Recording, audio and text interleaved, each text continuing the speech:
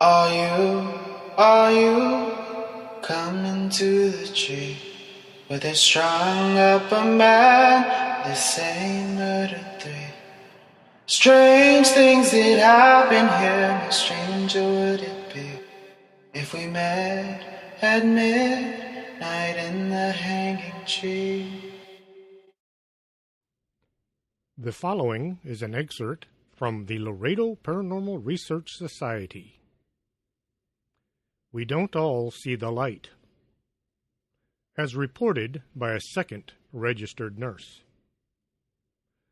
An old woman was approaching the end of her life. She was hospitalized, and there was little anyone could do for her.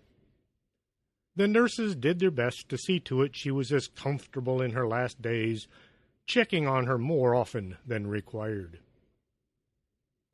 The nurse asked, "How are you doing tonight?" "Don't leave me. I don't want to die. Tell that person behind you to go away. I'm not ready." Looking over her shoulder, the nurse could see there was no one there. "Don't let him near me. Keep him out of my room." "What does he look like?" "He's covered with hair, and his eyes are glowing red." Unable to spend the entire shift with just one patient, the nurse had to continue her shift. At long last, her evening was done, and she passed the floor on to the next nurse. Returning to work the next evening, the nurse asked about the old woman. "Oh, well, she died early this morning. You should have seen it." "What? What happened?" "She was found in the morning laying in bed. She choked to death. Her tongue was hanging way out of her mouth, and it was covered with some black, nasty, smelly substance. My God, I wonder what happened to her." "Didn't you know? She used to practice witchcraft. She was into very evil things."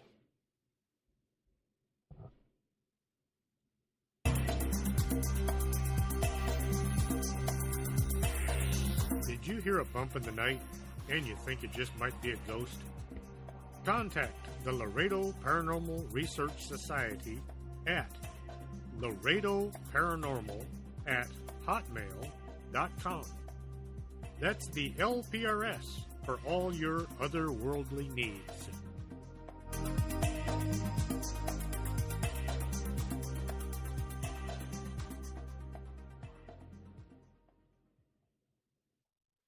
Great. Welcome to the show. This is Chris James, your host. A Marzulli is an author, lecturer, and filmmaker. He has written 12 books, including the Nephilim trilogy, which made the CBA bestsellers list. He received an honorary doctorate for a series from his mentor, Dr. I.D.E. Thomas, who is a provost at Pacific International University. He was also honored with the Gold Medal Award from Chuck Meisler at the K-House Conference in 2014. So you're Dr. Marzulli. Yeah, I don't run around calling myself that, but that's their honorary doctorates. I'm extremely proud of them. And 12 books and about 15 DVDs and lectures all over the place. So it's a title, and I'm proud that my mentor, the late Dr. I.D.E. Thomas, gave it to me, and it has a very special meaning for me. Fantastic. Did you have any kind of an interest in UFOs or aliens at a younger age? Yeah, I was. I was raised Catholic, and at 13, I left the Catholic faith. And remember, this is 1963, so the Beatles are doing their whole deal. Eastern mysticism is on steroids. By the time I was 16, I was reading all sorts of occult literature, occult books. I was absolutely infatuated with Eastern mysticism, things like The Secret Life, Madame Blavatsky's writings, Isis Unveiled, Peter Tompkins' Secrets of the Great Pyramid. I'll never forget when I read Chariots of the Gods, and just believed everything that Eric von Daniken said in that book, and wanted to go to some of those places and check them out for myself. That's, obviously decades ago. And I had my first UFO encounter when I was 12 or 13 at Boy Scout camp, probably 12. And it was a classic silver disc. I witnessed it with 3 other boys. It lasted a good 15 to 20 seconds. It was about the size of my thumb, maybe a little bit bigger. My thumbnail, perhaps a little bit bigger. And it hovered there, like I said, 15 and 20 seconds before it shot straight up into the air. I know what I saw. And then years later, my wife and I saw another encounter. Wow. Here in Malibu. So, I became a born-again Christian at 30. That's 38 years ago. And it's, for the first 10 years, I just studied the Bible and read up on anything Christian I could find, and looked at some of the ancient manuscripts. And when I was 40 is when things started to change. And that book that changed my life was the book by who would become my mentor, Dr. I.D.E. Thomas. The book was called The Omega Conspiracy. And that book is incredible because it really opened up a passage of Scripture that had remained extremely enigmatic to me. I was speaking, of course, of the Genesis 6, the sons of God thought of the daughters of men and had children by them. Controversial passage, but Thomas served as my mentor. And his bibliography and his different resources, I, for instance, got the Book of Enoch and began to study that. So, yeah, I've been interested in UFOs since I was a kid. You could say I've been a student of them, probably from 16 to, let's give it 18. From 18 years old onward, I've been a student of UFOs. And it's interesting, before I let this question go, that we are in the midst of full-on disclosure from the mainstream media. Fox News, all media outlets are now talking about UFOs in a matter-of-fact way. Unfortunately, the churches still remain mute on the subject for the most part, and most people are ambivalent towards the subject. And yet, we are in the midst of a full-on disclosure. Do you have much contact with Stephen Bassett or Dr. Stephen Greer then? I know who both of those men are. I've never met them and never talked to them. Because they are I guess you'd call Wait. Let me back up. Yes, sir. We actually, Stephen Greer, I've never had contact with. Stephen Bassett, I've interviewed him. We've been on panels together. So there's a bit of camaraderie there. Okay. And although we approach it from 2 different viewpoints, when we were on this one panel here in Los Angeles, we really hit it off. It was great, and I think he enjoyed my take on the UFO phenomena. I think he really enjoyed it.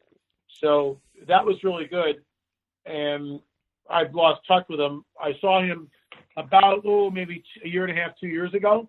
We were both doing some interviews at this one particular place, and he walked in and we chatted for a few minutes, and I had to get back before Los Angeles traffic hit. So, but he's a great guy. Mm-hmm. And like I say, although we differ perhaps in our view of what these things are, where they're from, we do agree that they are real, burgeoning, and not going away. Okay. Now, I watched several of your videos just preparing for the show, and in one of them, you were talking about the miracle of Fatima. You said that you had found a 4th witness, I believe? This is in our upcoming film called Fatima II, Strange Phenomena, and there are so many things that we found that just blew us away when we went there almost a year ago. We were there in July of 2017, and we released Fatima I last year. Actually, no, this year, I think. In the beginning of the year, we released Fatima I, and we're about to release Fatima II probably in April sometime, mid-April, end of April. We're just waiting for it to get back to the duplicators. We're also publishing a book called The Miracle of the Sun by Jose Barbosa Machado, who had access to the Fatima archives, and he found a picture, and he analyzed the picture. He's a professor of semiotics at a university in Portugal. And we published this book. It's only 42 pages, but it's riveting information. This photograph has never been published in America. And we feel, like we show in the film and also the book, that what we are looking at is a disc, is a round object, a disc-like object over the fields of Fatima in 1917. There was a fourth witness who was discovered by Fina di Armada. Fina di Armada is the woman who really created a stir, not only in Portugal, but really throughout the world with her book. She teamed up with Joaquim Fernandez, and Fatima I is dedicated to Fina. She passed away in 2014. Fatima II is dedicated to Joaquim Fernandez, her co-author, and he's just a great guy. I interviewed him last year, and Fina was in the archives at the sanctuary. Now you got to remember, the Catholic Church is extremely protective over all this information. She can't take a camera in the archives, and she has to ask specifically what it is she wants to look at. And as she was reading the archives, she would read the witness testimonies from 1917, the handwritten eyewitness testimonies from 1917. She would read those testimonies into a tape recorder. She discovered a fourth witness, Carolina Carriera, and she went and she tried to find this lady, and she found her. The woman was very old, a fourth witness, and we bring her testimony, which was actually written in the archives. It's there. It's there in black and white. We're not making this up. I mean, it's there in the archive. And she told the story firsthand to Fina di Armada, who wrote about it in her book. And we interviewed her daughter, Frederica Claro di Armada, because her mother passed away in 2014. So we were able to interview Frederica, and through the miracle of CGI, computer-generated imagery, by our good friend Wesley Sangiorgi, it's almost like going back in time the way Wesley did this. It really looks like you're looking at a movie from 1917. It's all animated, but he shows what the fourth witness saw. And I mean, I'll just come to the punchline.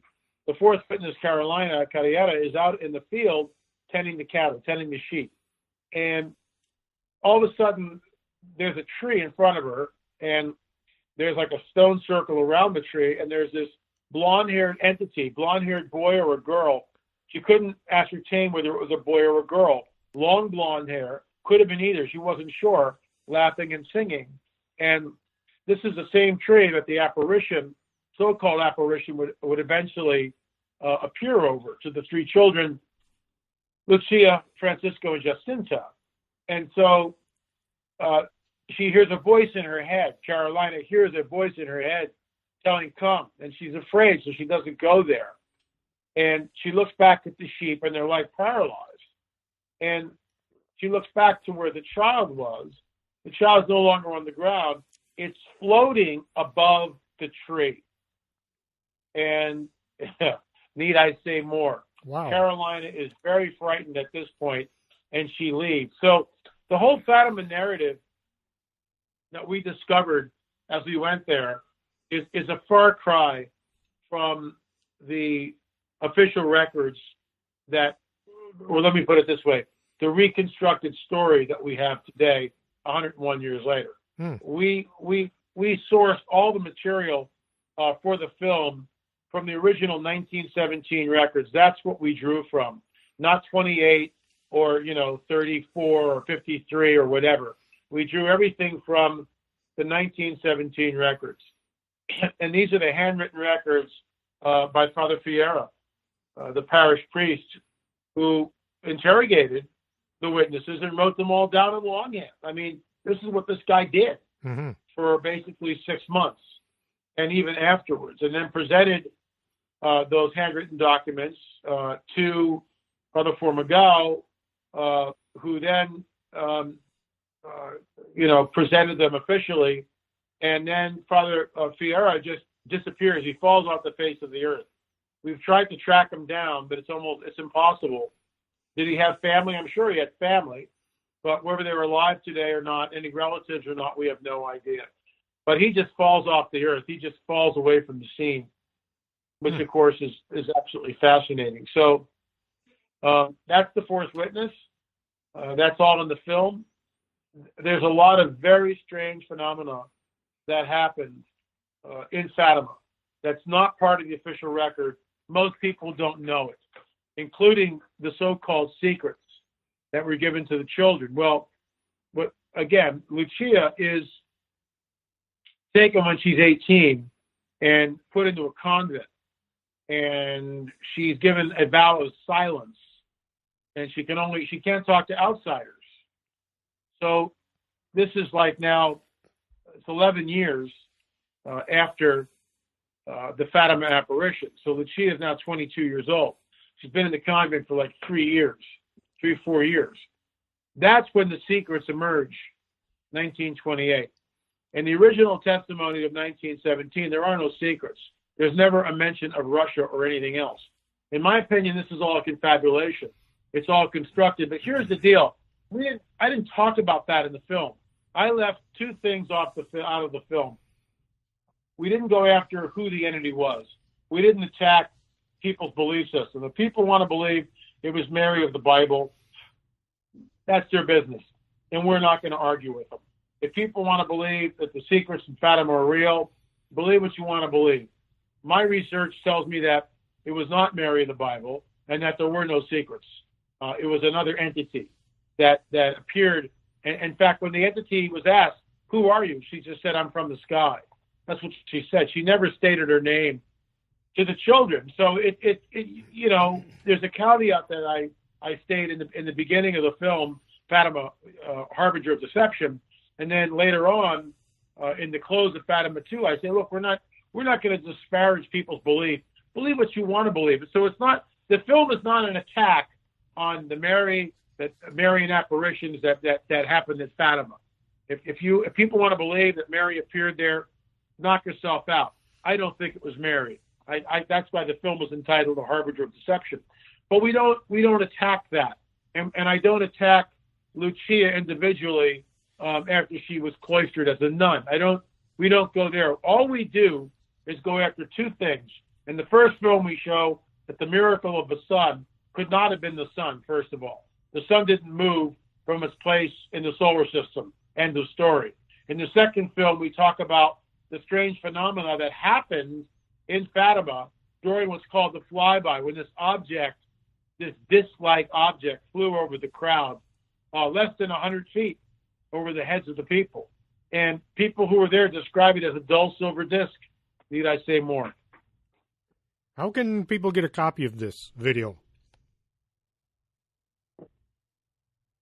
Well, you can go to my website, lamarzulli.net, and you can order the DVD right from there, Fatima, Harbinger of Deception. The book, Miracle of the Sun, which is only a very small little page, but it's groundbreaking material, and it shows the picture by Jose Machado. We have that available now, but it's still not listed.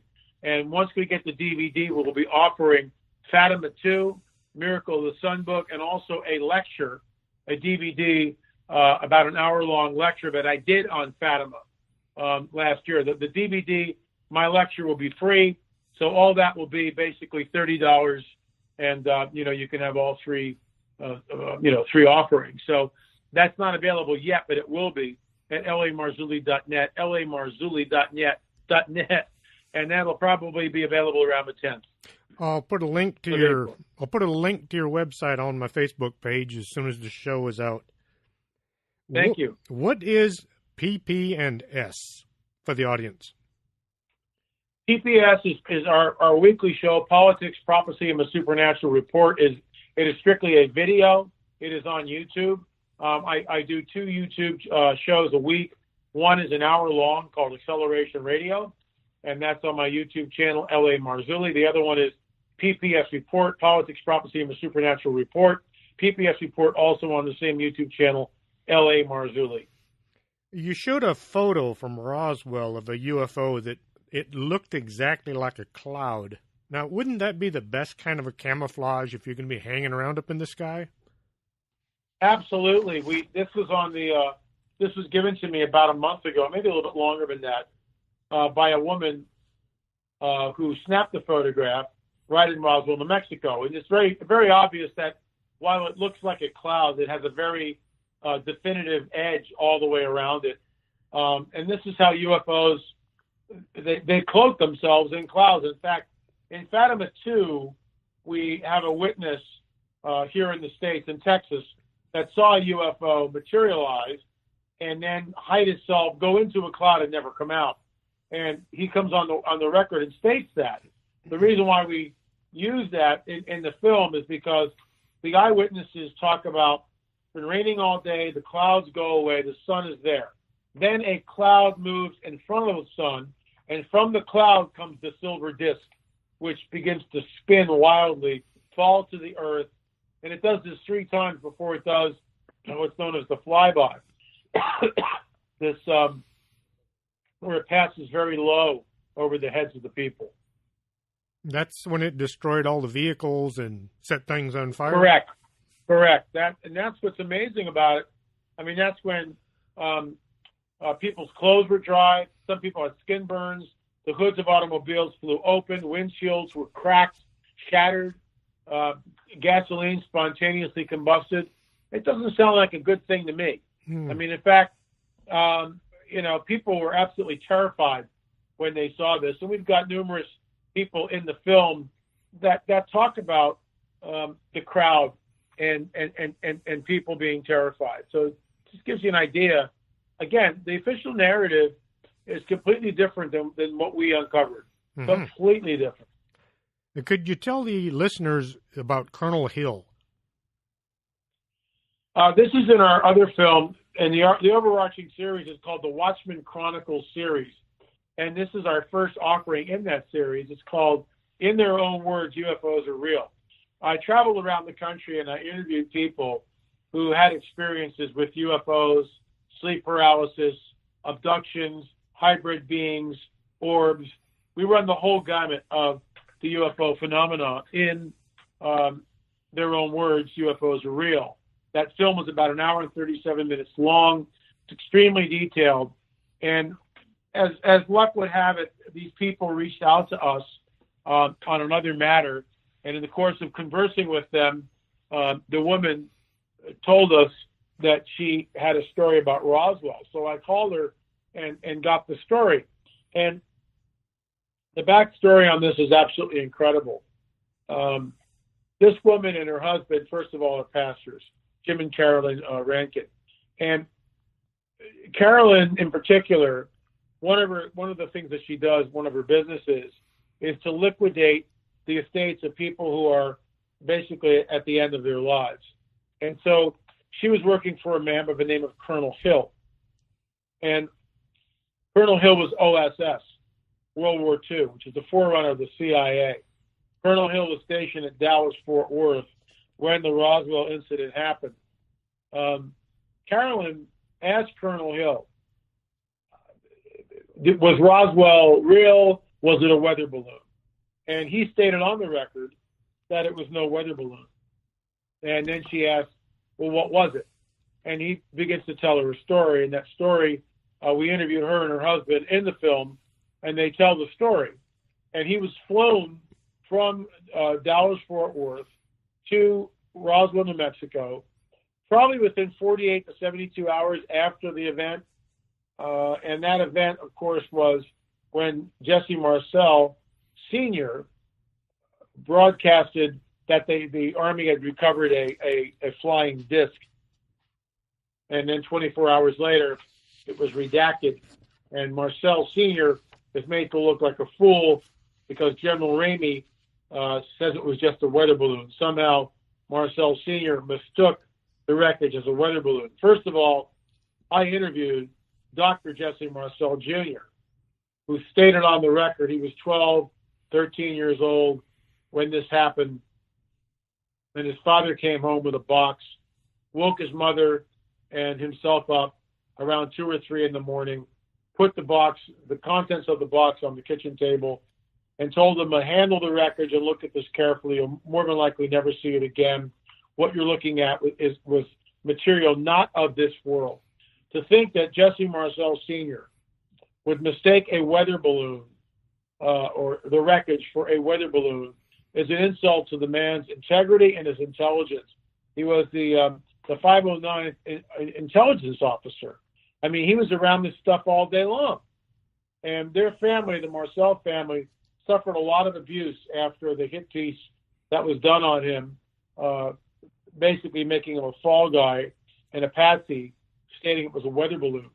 So not only did I interview Colonel Hill, who was flown to Roswell, and told us on the record through Carolyn that the wreckage of the crashed saucer was sent to Wright-Patterson, but Dr. Jesse Marcel basically stated on the record in a written interview that what he handled was not of this world. So it just gives you an idea. Those are two witnesses. So it's amazing to me how people will, rail and rave and rant about, well, Roswell was just a weather balloon, case closed. In fact, there was a film, and I enjoyed the film. It was called, what the heck was it called? Alien Disclosure. And it was really good. And in some parts, I disagreed with their take on Roswell, with all due respect. And I talked to Jesse Marcel Jr. I talked to Carolyn Rankin, who interviewed Colonel Hill, knew this guy, spent like a year with him, maybe 2 years with him. So she was very intimate with him. So we have two witnesses that we know of that I interviewed personally that tell us basically the same story. The wreckage was flown to Wright-Pat. It was real. There were bodies that were recovered. Colonel Hill, as an intelligence officer, was flown in to try to contact and make contact with one of these beings who apparently was still alive. So with all the disclosure that is going on within our mainstream media at the moment, and I've blogged about this and talked about it. Look, we've on Tucker Carlson, Primetime, Fox News, CNN. It's in all the media. They're trotting out pilots, F-18 former pilots. They're trotting out real news clips, or I'm sorry, what were at the time classified footage of UFOs. Now, how do these people get the footage? How does it get to, why is an F-18 pilot that nobody knows, Lieutenant Fravor or whatever he is, but this pilot Fravor, I think it's the lieutenant, is trotted out on Fox News. How does he get on Fox News?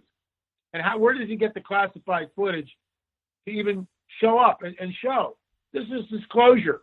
This is what we're looking at. This is soft disclosure on mainstream media. I mean, Fox News is certainly mainstream media. Mm-hmm. It's not some YouTube channel like me. And it's ongoing. There's been multiple clips and interviews that people have seen. It was just one last Friday, for crying out loud, on Fox News once again, where the guy who's reporting is saying, UFO descends from 80,000 feet to 50,000 or to 20,000 feet in the blink of an eye. And then from 20,000 feet, it goes down to 50 feet above the water and hovers there in front of an aircraft carrier. Whoa, what the heck is that about? So disclosure is ongoing.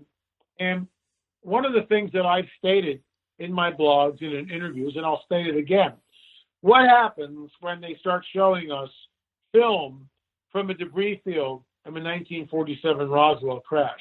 And they tell us that, yeah, one crash, we know it, we have it, they're here, they're friendly, and they're going to share some of their technology with us. I mean, that wouldn't surprise me in the least. Absolutely would not surprise me in the least. Because right now the American public is completely ambivalent towards it. And it's basically, even with all the disclosure on Fox News, they've nothing, flatline. Well, I notice a lot of people, they listen to this, they get a contemplative look on their face for a couple of seconds, and then they go look at something else. Almost as if it just completely went through their head and didn't slow down. Makes you worry about some people. I know. Well, that is called, there's a term that's called cognitive dissonance.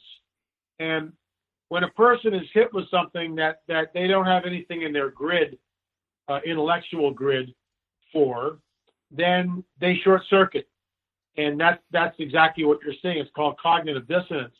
And because there's nothing in the grid for, oh my gosh, UFOs are real, they kind of get interested, and then they, you kind of get the deer in the headlight look, and they walk away from it. It's too much for them to handle for the most part. It's too much. They're on overload. the grid is short-circuiting, and they don't know how to deal with it, and so they just ignore it. Like it scares them, so they don't want to think about it. I noticed Well, fear is certainly part of the equation, but there's nothing in their grid. They don't know how to process the information. They can't process it at all, and so they just ignore it. Cognitive dissonance. I noticed you have a bottle of something called Jingos on the desk in just about every video. Tell the folks about this product real quick. I'd love to, because Jingos is incredible. They sponsor us on YouTube because we've been demonetized so heavily from YouTube.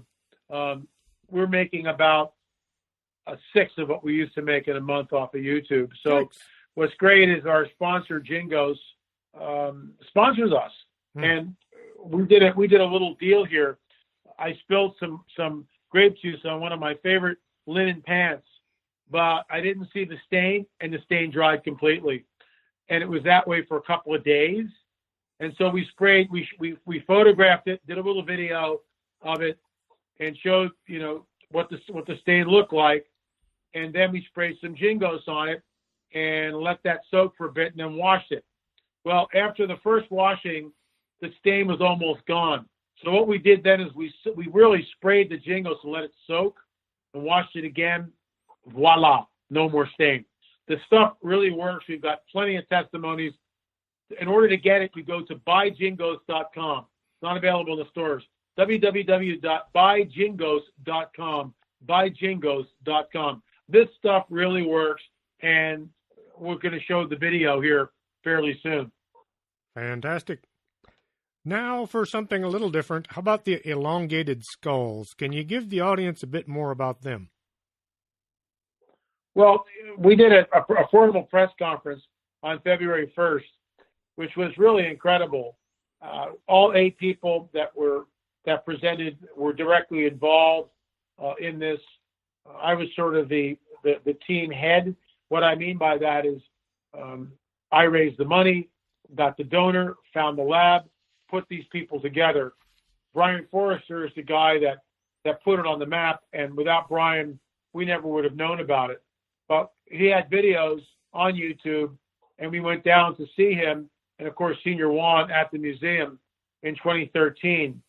And from that, we went through several archaeologists before we got Mondo Gonzalez, who became our team archaeologist, who was able to complete the paperwork and get the necessary permits that we needed from the Minister of Culture to go down and procure the DNA, which is what we did. We tested 58 samples at several different labs. The main lab we use is the Paleo DNA lab in Canada. And what's great about that is many of the DNA samples that came back showed a Middle East origin or a European origin. And despite what the naysayers say, it rewrites history. It does. Why are we getting all these signatures from the Middle East or Europe? What's going on with that? Good question. And all that's in our DVD, in our book, which is the DNA evidence. Fascinating. It's almost a 3-hour DVD of the press conference, and of course the book. All 8 of us contributed to the book. I think one of the most telling discoveries was made by our anthropologist Rick Woodward, who noted that the foramen magnum, the brain hole, which is where the spinal column attaches to the base of the skull, was completely different shape, different size, different location than a normal human skull. So this is ongoing research. We're now getting a consortium of doctors and surgeons and medical experts, anthropologists, archaeologists, to come on the record. And if you're listening to this and you're a doctor, an anthropologist, archaeologist, a surgeon, whatever, shoot me an email, la@lamarzulli.net, la@lamarzulli.net. I will send you the free DVD or a free DVD and the book for free. And so you can peruse the data and then tell us what I'm hoping you'll do is write a short paragraph why you think our findings are accurate, and let us go from there. We're trying to get a consortium of people so the mainstream academia will start to take notice that we're not just a bunch of loons, as some people portray us, but, Dr. Michael Alday, who writes in the book, who comes on the press conference, medical doctor for 37 years. Dr. Malcolm Warren, a chiropractor. Rick Woodward, a accredited anthropologist. Mondo Gonzalez, our team archaeologist. Case Clossie, the forensic field expert. Richard Shaw is our director. He's a film director, but he shot a lot of the video and compiled a wonderful 6-minute film, which we show in the DVD. So if you're a surgeon, a doctor, an anthropologist, archaeologist, shoot me an email, la@lamarzulli.net. I'll get you the DVD and the book for free, and that way you can weigh in on our data. We're trying to get a consortium of people to coalesce, to come together, to really start backing us up on what we're doing, because we think this information is groundbreaking. What do you suppose the timeline was when these misshapen skulls were originating? I'm going to say between 3,500 years ago, when the conquest of Canaan, and I'm actually working on a film, which is a new film. It's called The Mound Builders, and it'll show some of the elongated skulls that were found even in the mounds. I believe it's genetic. Now, certain people, certain tribes, the flatheads, I get it. They'll bind the heads of their children and create elongated skulls. I understand that. But what we're looking at, we feel, is completely genetic in every way, shape, and form. We have medical doctors who have looked at the placement of the foramen magnum and the smaller size than a normal human being, and basically stated on the record that there's no way you can move the foramen magnum. You just can't do it. You can't crush the rear of the skull to somehow move the placement of the foramen magnum. You would damage, you'd kill the person you were doing it to. Because right at the base of the skull, in order to make that happen, there's all these nerve endings and blood vessels and everything else that are critical for survival. So, as the controversy raises, obviously or rages, I should say, the controversy rages. The skeptics say that there's nothing to see here. We're saying there's a lot to see here, and that's why we're still on the trail. We are hopefully getting in this next batch of DNA sampling that we're sending up, hopefully we'll get nuclear DNA. And if we get nuclear DNA, that'll be very telling. I've seen on several of your videos where you mentioned the fact that the J word is not allowed on TV or radio shows. In other words, Jesus. Do you have any ideas as to why this is? Well, yeah. I mean, people, there's a bias against Christianity. Two Christians were burned alive in Pakistan this week. And need I say more? Christians throughout the Middle East are hunted down and persecuted. Christians in Nigeria are killed. Christians in this country are and conservative thought, conservative Christian thought, or Christian conservative thought, however you want to, and the two are different on some level. I mean, am I a conservative that's a Christian? Yeah. Am I a Christian that's a conservative? Yeah. So the bottom line is our views are being silenced. Our views are discriminated against. Our views are demonetized on YouTube. Our views are taken down on Google and we get strikes. That's the end of free speech. That's draconian. That's a fascist mindset. And isn't it funny how the Antifa movement accused Christian conservatives as being hate speech, but they're the ones that silence our voices and want to silence our voices. So who are the real fascists? The Antifa people are. Those are the real fascists. And it's right out of the communist playbook. Accuse the other side of being, disruptors and fascists and all this. Meanwhile, all you have to do is look at what happened in Russia in 1917 when the Bolsheviks took over. And in the wake of the Bolsheviks, 70 million people perished in the Gulag system. 70 million people. Stalin was an absolute murderer. 40, 50 million people under his reign alone. 40 to 50 million people were rounded up and never seen again.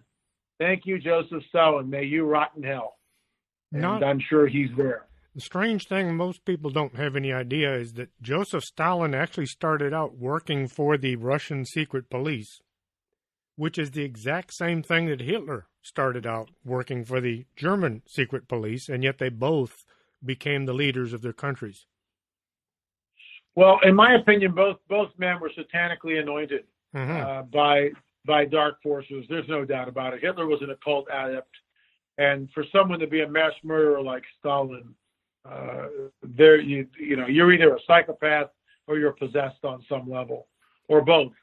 And it's been proven that Hitler was an occultist. And what's interesting is, and most people don't understand this, at the end of World War II, our government took in under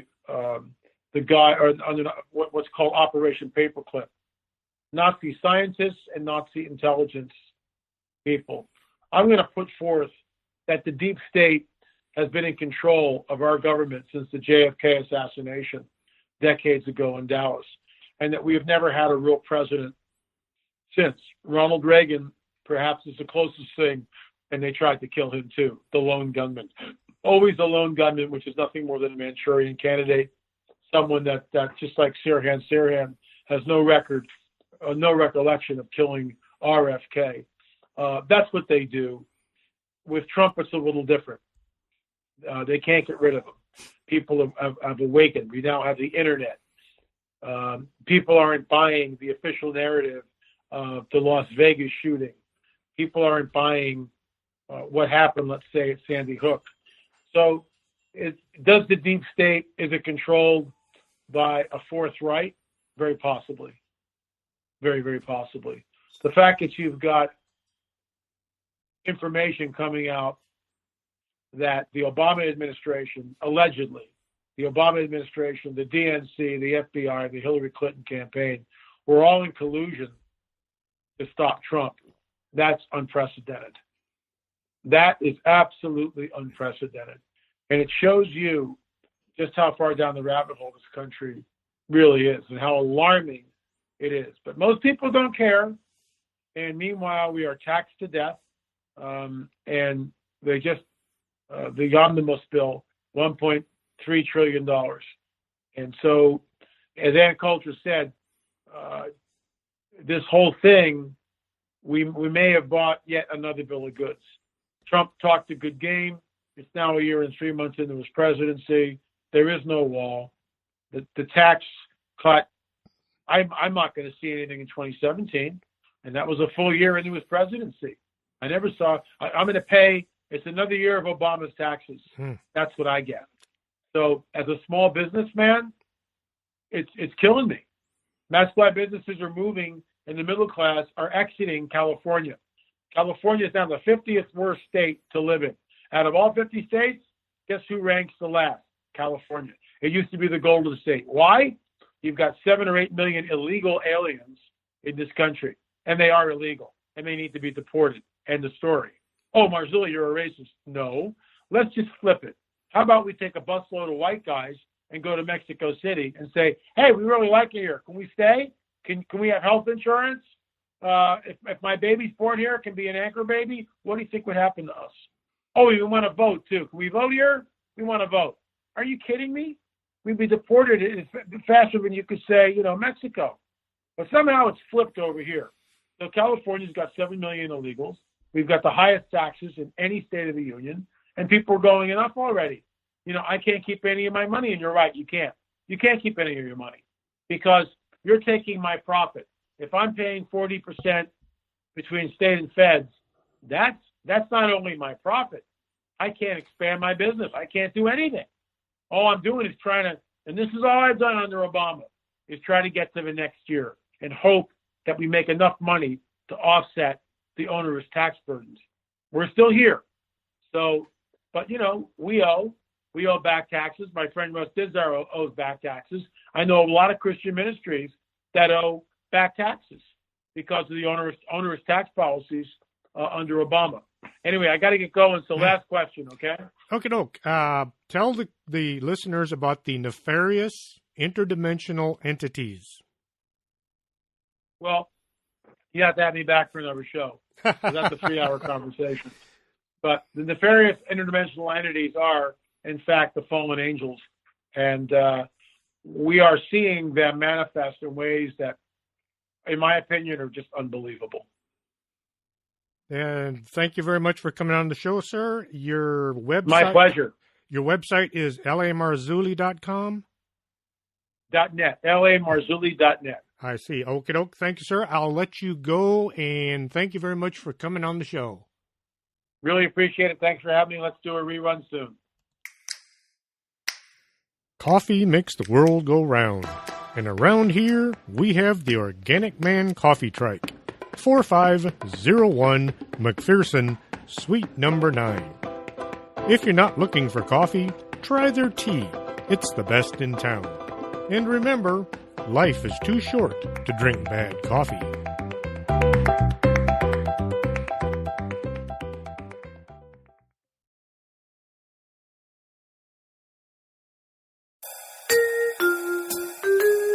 Makeup isn't something you want to just smear on and hope for the best.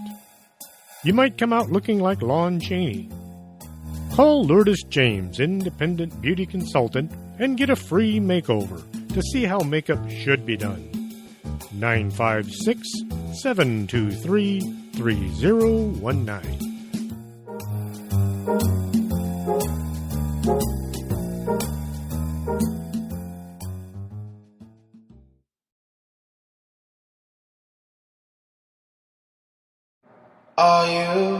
Are you coming to the tree where they strung up a man, the same murder 3? Strange things that happen here, how stranger would it be if we met at midnight in the hanging tree?